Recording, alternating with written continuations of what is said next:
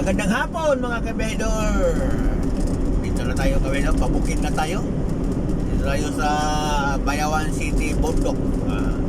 Papunta tayong Mabinay kabedor, no? So, anong oras na? Alas 6 na, no? Karating tayo doon sa Mabinay, alas 9, alas 8, ganun. Yan ang buhay kabedor. Pero ito, baka abutan tayo alas 10 ito kasi parang inahato tayo sa antok kabedor. Pag inantok tayo, relax muna. Hindi natin ituloy pag-drive pag inantok kasi delikado manigas yan kabedor. So, pinakita ko naman sa inyo kabedor ang daan dito sa kabundukan. Ito ang Bayawan to Mabinay Road.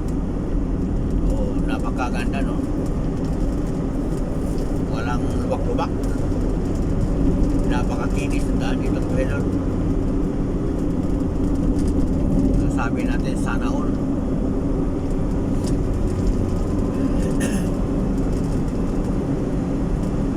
Dito kahit ubusin mo pa ang tapang mo pag nag-drive ito,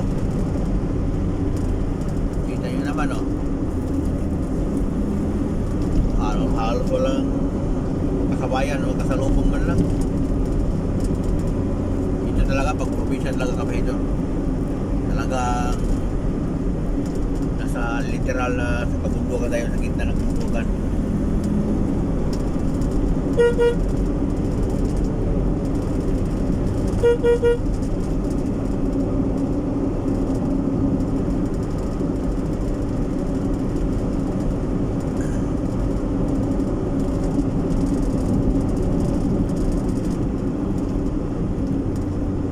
Maawa sa sakyanan, grabe.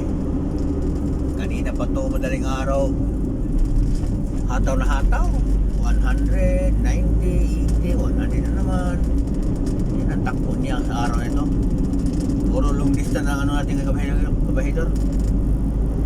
Galing tayo kanina sa madaling araw sa Kabangkalan City.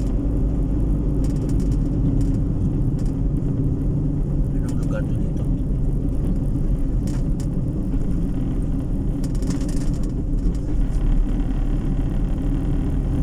Basta to, malapit na siguro to sa border ng Mabinay at saka Bayawan. Wala man ako mabasa dito ng pangalan.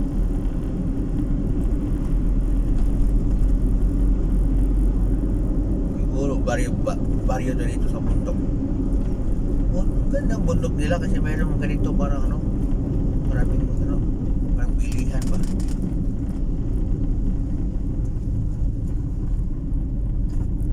Talaga kung nabasa anong baryo to dito, anong sakop ba ito, Bayawan pa siguro to. Ayaw lang tambagi mangitag sumbagay, ayaw lang tambagi pindusi gamay. Barangay Dawis pala, barangay Dawis. Sakop pala to sa Bayawan Dawis. Thank you for watching. Yan lang.